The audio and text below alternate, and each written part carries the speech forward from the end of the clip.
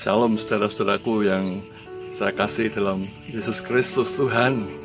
Luar biasa kalau saat ini saya bisa berdiri di tempat ini. Ini sebuah kawasan lokasi wisata yang sangat menyenangkan. Di sini udaranya begitu segar, begitu sejuk, dan pemandangan alamnya sangat indah sekali. Inilah saudaraku yang disebut atau dinamakan orang embung ngelanggeran. Sebagaimana saudara lihat di belakang saya ini bisa sangat terlihat jelas adalah embung ngelanggeran. Ini situasinya seperti ini, ada di belakang saya. Ya, dan untuk mencapai embung ini kita harus berjuang dalam tanda petik. Berjuang, kenapa berjuang? Ya, karena embung ini berada di tempat yang tinggi, saudara. Jadi untuk bisa sampai di lokasi embung ini, kita harus berjalan mendaki cukup tinggi. Nah, saudara bisa melihat di bawah sana itu ada bangunan-bangunan. Lalu tampak ada jalan. Nah, itulah kawasan tempat parkir kendaraan, baik roda 2 ataupun roda 4. Ya, jadi untuk bisa sampai ke embung ini, kita harus naik, saudaraku, dari tempat parkir, lalu ada trap-trapan beberapa tanjakan yang cukup tinggi hingga mencapai embung ini. Nah, tetapi saat kita sudah mencapai embung ini, segala keletihan kita, kelelahan, kepenatan kita hilang, sirna sudah. Karena digantikan oleh pemandangan alam yang begitu indah, ya, ada embung yang dibuat untuk pengairan pertanian di kawasan kawasan Dusun Ngelanggeran ini, ya. Di sana tampak perbukitan Gunung Kidul yang terhampar luas.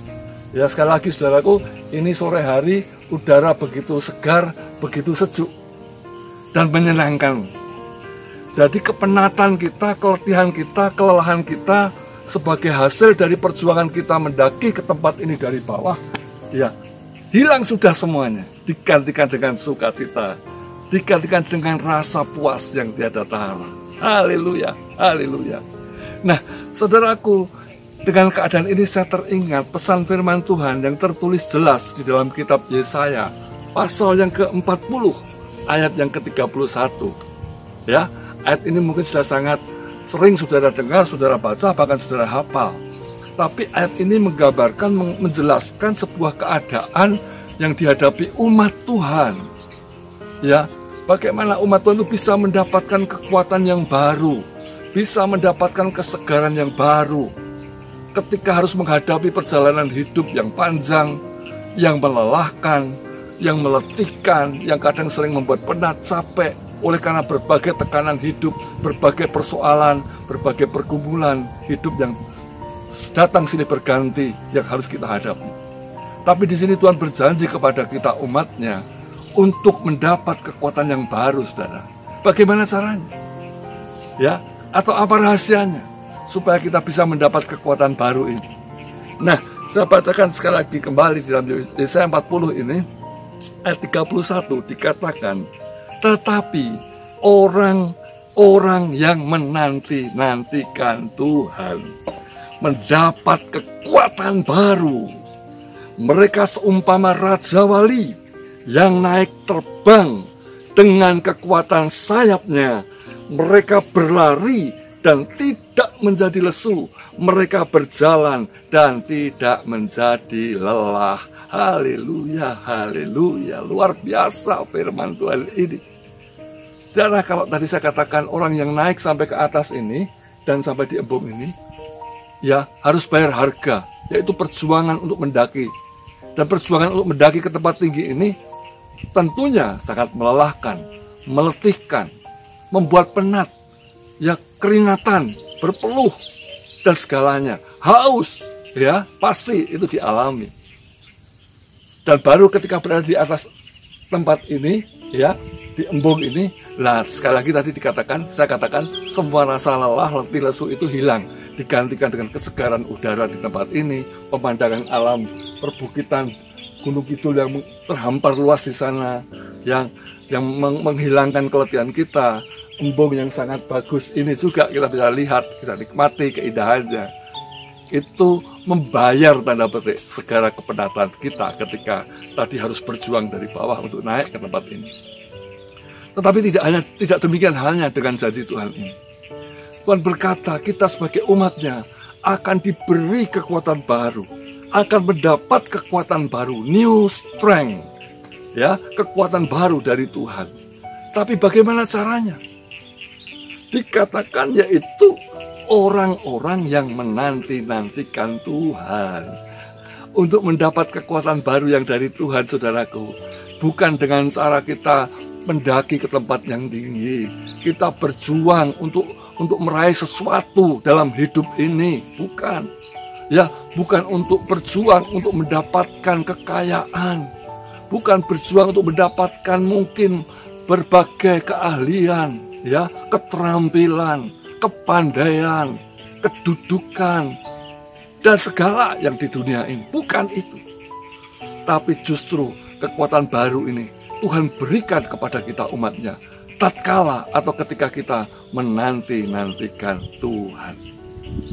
Apakah arti atau dimaksud dengan menanti-nantikan Tuhan ini? Yaitu kita senantiasa tinggal dekat di bawah kaki Tuhan. Kita bersekutu erat setiap saat senantiasa dengan Tuhan. Seperti Maria, saudara Marta, yang duduk di bawah kaki Tuhan Yesus. Sebagaimana bisa kita baca di dalam Injil Lukas pasal yang ke-10, ya, ayat 38 sampai yang ke-42. Di sana saudara bisa baca tentang Marta dan Maria, dua kakak beradik ini yang sangat bertolak belakang, ya, apa yang mereka lakukan di bawah Yesus, di hadapan Yesus. Marta sibuk melayani Tuhan, memberi jamuan untuk Tuhan ketika Yesus datang ke rumahnya.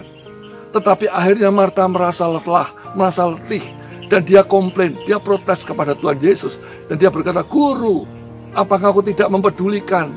Maria saudaraku hanya duduk-duduk saja, tidak mau membantu aku. Aku ini sudah repot, capek untuk menjamu engkau." Tapi Yesus berkata, "Marta, Marta, engkau mengkhawatirkan banyak perkara, engkau menyusahkan dirimu dengan banyak hal. Tetapi lihatlah Maria. Maria sudah mengambil bagian yang terbaik, yang itu tidak akan diambil darinya lagi." Bagian terbaik apa yang dilakukan? Diambil Maria. Yesus dikatakan, Maria duduk di bawah kaki Tuhan Yesus dan mendengarkan perkataan Yesus. Mendengarkan apa yang disampaikan Yesus kepadanya. Dan inilah orang yang menanti-nantikan Tuhan. Ya, Maria mendapat kekuatan yang luar biasa, kekuatan baru karena dia suka duduk di bawah kaki Tuhan, dengar-dengaran, ya, bersekutu erat dekat dengan Tuhan. Dan itulah kekuatan baru yang Maria dapatkan. Sebaliknya Marta mengalami keletihan, mengalami fatigue, kejenuhan. Meskipun dia seolah-olah sibuk melayani Tuhan, tapi dia tidak memperoleh kekuatan baru.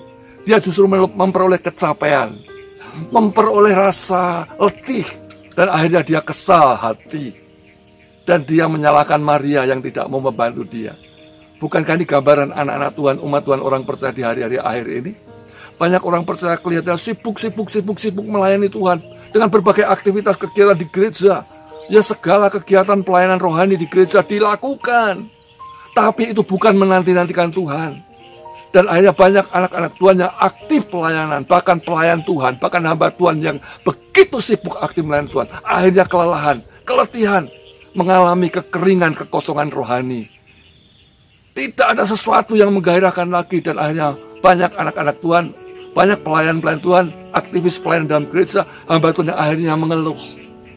Merasa sudah berjuang melakukan banyak hal untuk Tuhan seolah-olah. Tapi akhirnya kecapean, kepenatan, dan keletihan. Oleh karena itu, saudaraku, mari kita sebagai orang percaya yang hidup di hari-hari terakhir ini, jadilah kita orang-orang yang suka menanti-nantikan Tuhan, suka dengar-dengaran akan firman Tuhan, suka bersekutu erat dengan Tuhan Yesus. Dalam doa, pujian, penyembahan, ya, mengucap syukur, dan kita dengar firman-Nya, kita dengar pesan firman-Nya. Dan dikatakan tadi di Yesaya ini, dikatakan orang yang menanti-nantikan Tuhan mendapat kekuatan baru, digambarkan sebagai apa? Seumpama raja wali, burung raja wali yang naik terbang dengan kekuatan sayapnya. Nah, burung raja wali kita tahu karakternya, sifatnya. Burung ini justru akan semakin naik terbang tinggi ke angkasa ketika ada terpaan badai, ada terpaan angin ribut, hujan lebat. Dan burung Raja Wali ini mengepakkan kedua sayapnya, membubung tinggi, menerobos awan gelap, menerobos badai, menerobos angin topan di udara di angkasa sana. Beda dengan ayam, anak ayam, atau unggas-unggas yang lain. Ketika hujan, angin, topan datang, ya badai, mereka ketakutan dan segera bersembunyi di tempatnya, di sarangnya, ya di rumahnya. Tetapi tidak demikian halnya Raja Wali. Dia kuat, dia strong.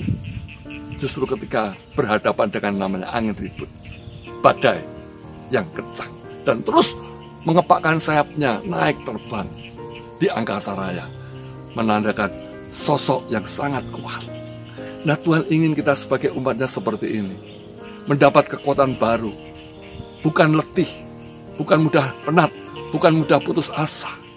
Meskipun badai hidup persoalan datang, seperti hari-hari ini kita masih berada di tengah masa yang sulit, ya, di tengah masa pandemi, di tengah masa yang tidak menentu di tahun 2021 ini. Tapi jangan kita takut, jangan kita kecil hati. Tuhan berjanji kita akan mendapat kekuatan baru kalau kita menanti-nantikan Dia setiap waktu. Dikatakan mereka ini berlari. Orang yang berlari itu biasanya capek kan? Orang berlari itu menghabiskan energi, tenaga, haus. Tetapi dikatakan mereka berlari dan tidak menjadi lesu. Mereka berjalan dan tidak menjadi lelah. Haleluya, haleluya. Inilah yang dimaui, dikehendaki Tuhan bagi hidup kita umatnya di hari-hari akhir ini. Mendapat new strength, mendapat kekuatan baru dari atas, dari Tuhan. Dengan cara menanti-nantikan Dia. Duduk dekat di bawah kakinya setiap saat. Tinggal di hadiratnya, melekat erat dengannya, bersekutu intim dengan Tuhan. Lewat firman, pujian, penyembahan, doa, dan apa yang bisa senantiasa kita lakukan menyenangkan Tuhan. Bukan lewat aktivitas kegiatan pelayanan sekali lagi, tetapi lewat keintiman hubungan yang kita bangun dengan Tuhan. Disitulah kita mendapat kekuatan baru. Sekalipun berlari, tidak menjadi lesu. Sekalipun terus berjalan, tidak menjadi lelah. Dan kita menjadi orang-orang percaya umat Tuhan yang lebih dari pemenang. Seperti Raja Wali yang mengatasi badai di angkasa raya dengan kekuatan sayapnya. Demikian kita, demikian halnya kita orang-orang percaya. Di tengah hidup di dunia yang penuh pergumulan, masalah, tantangan ini, kita akan terus naik dengan kekuatan sayap Roh Kudus. Dengan kekuatan sayap yang Allah berikan, yaitu melalui kuasa Roh Kudus dan firman-Nya. Kiranya renungan singkat yang sederhana ini boleh menguatkan kita semua menjalani hari-hari di depan kita di sepanjang tahun ini, ya tahun 2021 ini, ya sampai akhir tahun, bahkan sampai tahun-tahun selanjutnya, menjadi orang percaya yang tetap kuat di segala keadaan. Tuhan Yesus memberkati. Amin.